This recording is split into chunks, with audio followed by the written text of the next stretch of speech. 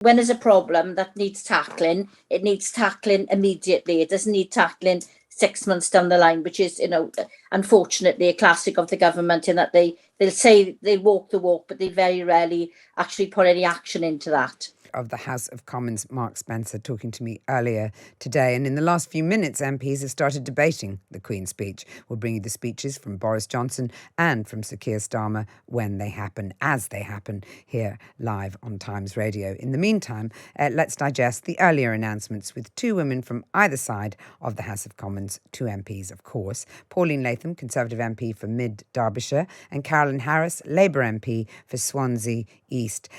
Welcome to you both. There's been a lot of talk of levelling up. One of Boris Johnson's most used phrases, the policies for levelling up have a target of 2030. I wondered, Carolyn, perhaps, if you could tell me what you feel there is in this bill today that will promote the levelling up agenda.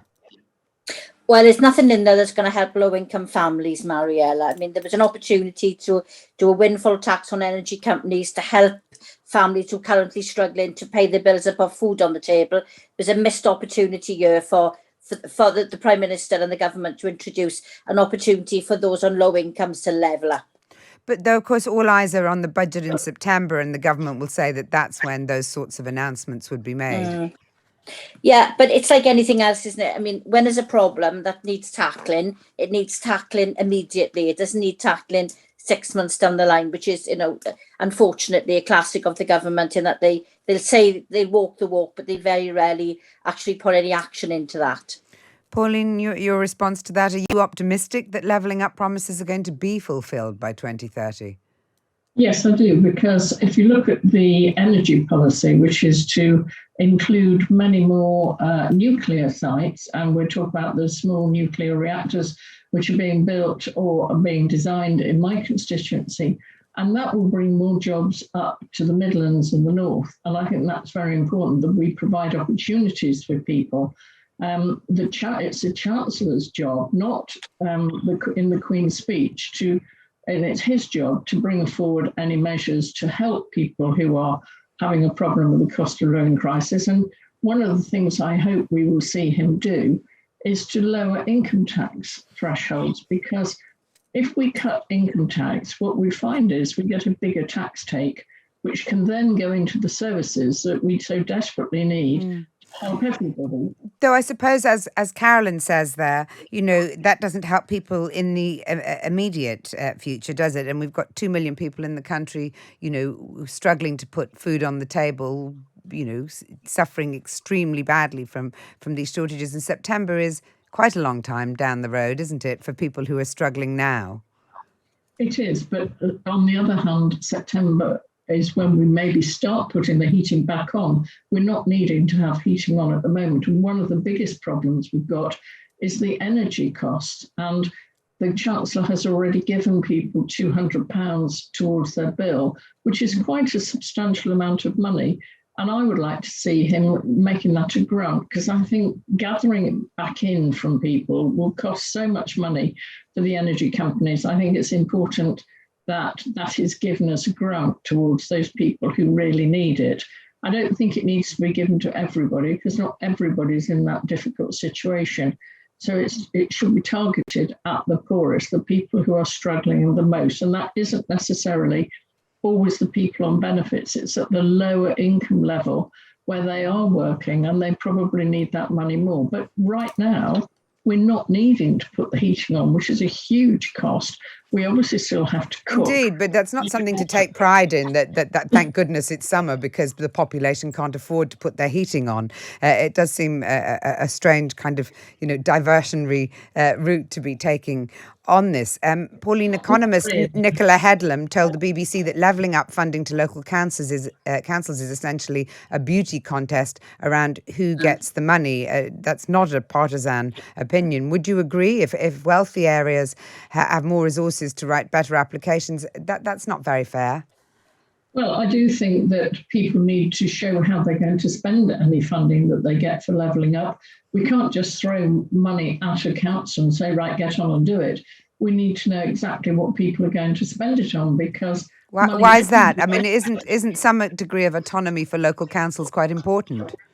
Yes, it is, but they need to show in their autonomous way what they're actually going to spend the money on. So yes, they can make the decisions, and then government will decide whether they're the right decisions and can have the funding. So I think it's important that councils really put a lot of effort into putting the bids in, because if they really want the money to go into their area, and I do think we need more money to go into some councils. I mean, I think district councils and borough councils are really rather small, and we would be better with more unitaries, but that's not one of the bills that's come through. We're not going to reorganise local government. Carolyn, do you think councils? Carolyn, do you think that councils writing eloquent requests should be a priority? The trouble is with local authorities, some are richer than others, and those who've got the wealth to actually engage people who can write really good bids are going to be able to attract more funding. So I really think that we need to be concentrating on what matters for the people living in those communities. Pauline talked about a lowering tax rates. This is a government that's just increased national insurance, hitting the most vulnerable yet again. You know, there's no link, no joined up thinking here between saying one thing, which is lower taxes, but increased national insurance. It's crippling the country. The people of this country are crippled by this government's policies. According to the poorest people, that's not true. Sorry, Pauline, I didn't hear the. It isn't affecting the poorest people. What isn't affecting the poorest people? The increase in national insurance, because the level's been higher, so fewer people are paying national insurance and at a lower level. So it's hitting people with more money, not with less money. So I think, you know, we ought to get this right and explain how it really is. Well, we ought to get it right by making sure that people in constituencies like mine, which don't have the opportunities that obviously Mrs. Latham's having in her constituency, because I come from and represent a very deprived community where people are actually using food banks on a daily basis to be able to feed their children. They can't put the electricity on regarding the heating on, regarding of the weather outside, because they can't afford to do it. That's what the problem is, and that's not what this government is addressing in any of the policies. Pauline, do you think that the government is failing to understand the severity of the situation out there at the moment in terms of the real hardship that people are going through? Because, I mean, you know, postponing any further support, which was hinted at, in fairness, today in the bill, but postponing that support until September seems to me to ignore the fact that the hardship, the very real hardship, is right now. If you've got 2 million people in the UK who can't afford to put food on the table for their families, that's an embarrassing legacy for any government.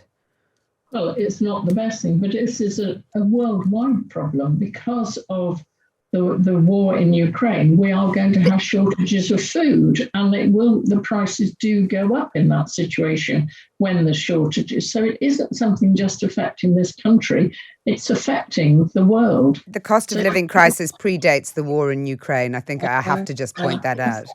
Not the food price increases. That's happened and it is going to continue to happen probably as we go on into the autumn. So yes, the Chancellor needs to look at it, and I know he does look at it very carefully, and I'm sure that when he comes with the autumn statement, he will be very clear in what help he is able to give the poorer people in this country. But the most important thing is for people to get jobs, because if they've got jobs, then they can afford to pay the bills more easily. And what about national insurance? According to workers on 30,000 to 50,000 will pay a higher percentage of salary than those on 100,000. So then the national insurance policy isn't actually helping those with lower incomes. Well, if you're earning 30,000 or above, that is more than the average wage. And there are a lot of people earning a lot less, so they're not paying it. And that is the whole point of putting it up higher. So, yes, but why would you make it higher for those earning between 30 to 50,000 rather than those over 100,000? I don't understand that. Well, I'm not absolutely certain that they're paying more. They might be paying the same. So as a percentage of what they are earning, that would be lower, but it doesn't mean they're paying more. in national insurance. But the most important thing is to take the people at the bottom end out of that tax break, extra taxes, because we don't want people who are earning less money to be paying more taxes. And that is an important thing to think about. £30,000 is a reasonable amount of money to be paying. Indeed, Taxes. but to be paying more than somebody who's earning 100,000 seems to me not very reasonable. But let's move on, because we're not going to agree on the cost of living crisis, or you and Carolyn aren't going to agree on that. Let's move on to the public order bill. I mean, aren't protests meant to be disruptive, Carolyn? How do you define disruptive? If you're chaining yourself to a piece of infrastructure, that's one thing. But if you're standing in the middle of Park Lane, for example, where a lot of people end up in a protest, or Parliament Square, indeed, that's also surely disruptive. Yeah, I mean, it amazes me that the government wants to stop people having an opinion and prosecute them for such, but they're not very keen on actually prosecuting rape offences, which are abysmal in this country. So, and as someone who's been quite vocal in protests, I am a little bit disturbed about this curtailing of people's rights to have an opinion. I understand the disruption, and I'm not saying I agree with every aspect of the protests which do cause disturbances, but as a principle, people are entitled to have an opinion and to express that opinion. Pauline? Well, people do have an opinion and can have an opinion. We're not stopping people having an opinion. How do you define disruptive? Well, when they disrupt people getting to work by paralysing the transport system, by gluing themselves to the roof of tube trains, by sticking themselves in the middle of the road, that is not a peaceful protest. That is a totally disruptive protest. And I'm afraid the police did not have powers enough, and I think they could have done, but they chose not to get people off the ground and move the traffic so that it could get on with its business. If you're stopping people getting to the hospital for cancer treatment, if you're stopping people going to work and earning a living, then that is very, very disruptive. Indeed, but Pauline, can I just ask you, isn't the point of protest that it is disruptive, because that's how you get people to pay attention to whatever your cause is? I mean, that just seems to me basic tactics. No, that might be a tactic, but it's not the right thing to do, because protesting at all is not the right thing to do, because if you go onto the streets to protest, you are causing disruption.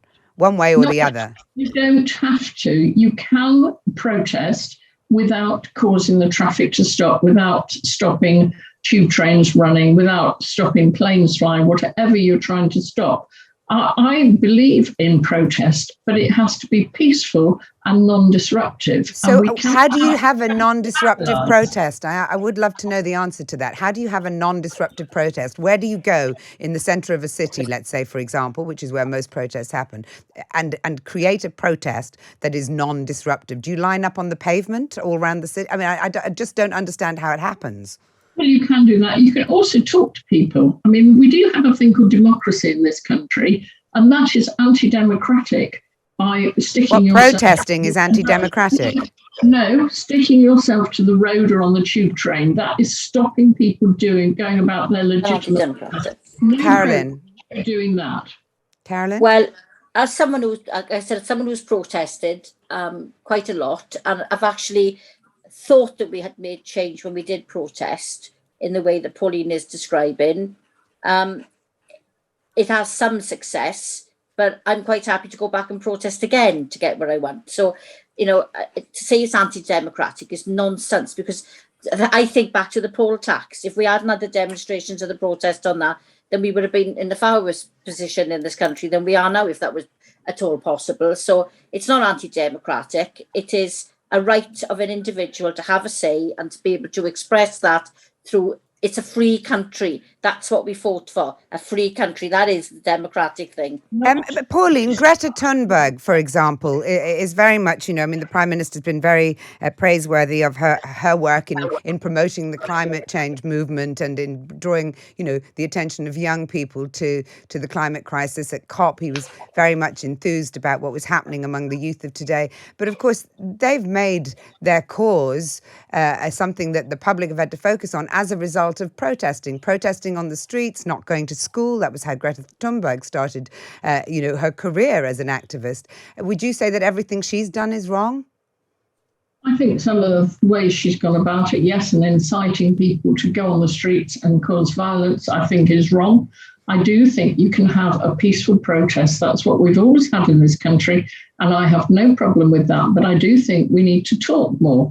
Carolyn said she'd go out and protest. Why? She's got a democratic voice in the House of Commons, so she can talk. And it doesn't get listened to all the time. Well, yeah, I think we can argue that further. I mean, there are promises made that are sometimes ignored, I dare say, on both sides of the House.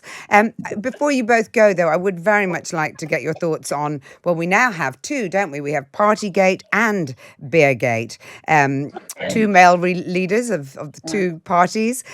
What does it say about politics today? How much damage is this doing to our politics? Carolyn? Well, obviously, I'm going to say that Keir Starmer's got nothing to fear. What he did was perfectly right. There is evidence now, it's been suggested, to support what he's saying. He proved how honourable a man he is and his integrity last night when he actually made a statement that if he does get a fixed penalty notice, that he will resign. Unlike the Prime Minister, who not under the threat of a fixed penalty notice. But Carolyn, in fairness, wasn't that just a brilliant political move? Because he was in a situation where he couldn't really have done anything else. You know, if the police find him guilty and issue a fine, he would have to resign. So doing this makes him look better than perhaps he should look as a result of the allegations around Beergate. No, it's who he is, Mariella. He done it. He wasn't a stunt. It was after a long, hard thought conversation with others and with himself and with his conscience, and he knew he had to do that. It wasn't a political stunt in any way whatsoever. It's who the man is. He's just principled. Pauline, you must be sick of Partygate. Yes, and I do feel that there's a bit of double standards here with Keir Starmer. He asked Boris Johnson and Rishi Sunak to resign when they were under investigation. For 17 illegal gatherings on the part of the Prime Minister. It doesn't matter how many. Oh, doesn't it? He is now under investigation, but he's not going to resign for that. So I think he tries to come across as holier than thou. He's got all these principles, but he was still up there eating a curry and drinking a beer. If you're just working, you don't need beer with it. You can just have the curry. But no, he had to have the beer as well. But excuse me, I don't think it's the beer that's breaking the rules. I think it's the fact that it is a gathering of people. And you've just said that you don't care how many gatherings the Prime Minister is accused of attending. Why is that? No, I didn't say that. I said that isn't actually relevant in this case because Keir Starmer said if the Prime Minister was under investigation, he should resign. I actually think the people are sick to death of this. Let's move on. But if Keir Starmer thinks that was the right thing to do, he's caveated it if he is given a fixed term, a fixed fine. Not that whilst he's being investigated, but he went on and on and on with the Prime Minister about the fact that he should resign whilst under investigation. Well, if it's good for Boris, it should be good for Keir. But it's not good for Boris. So do you think that the Prime Minister should have resigned when he was fined? Because he had to. It still hasn't finished the investigation. So No, but you're saying Keir Starmer should resign even though the investigation hasn't finished, but Boris Johnson shouldn't because the investigation hasn't finished, which doesn't really make sense. I'm saying Keir Starmer said that Boris should resign, but obviously Boris didn't. But Keir Starmer thinks that's the right thing to do. If he is so good, surely he would do the right thing, which would be to resign now whilst he's under investigation. It's not good enough criticising other people if you don't do it yourself. And he has said if he gets a fixed fine, he will resign, but not whilst he's under investigation, which is what he expected our side to do. Well, it's been fascinating talking to you both. Thank you very much for joining me. Pauline Latham, Conservative MP for Mid Derbyshire, and Carolyn Harris, Labour MP for Swansea East.